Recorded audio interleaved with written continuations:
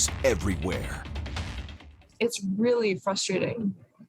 As somebody who just wants basic healthcare, I just want a doctor. No notice.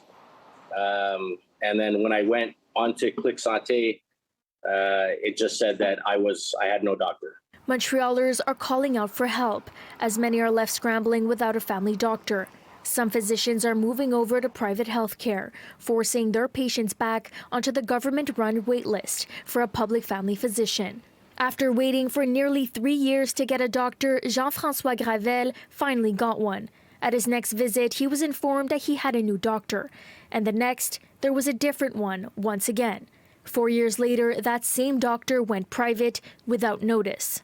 Once you have a doctor and you think you're in the clear, if that doctor retires or goes private, you automatically just get kicked out, and you have to get back on the list and sign up again, and you basically have to get to the back of the line.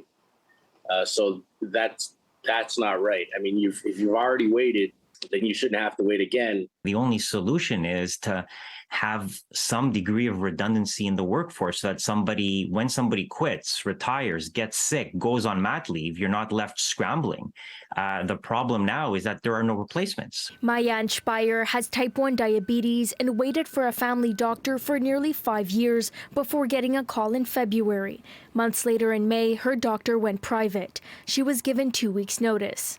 If I want to renew a prescription, if I have something wrong and I don't want to go to the emergency, I don't want to use those resources because it's not an emergency. At 6 months pregnant, Siobhan Martel was informed that her general practitioner was going private. She was given 2 months' notice. I did have some health concerns prior to becoming pregnant. I got COVID in 2020, and that left me with some issues with my lungs that are not entirely resolved. And anything related to birth control is now a little bit up to chance, because my OBGYN gave me a prescription for a birth control pill for a year.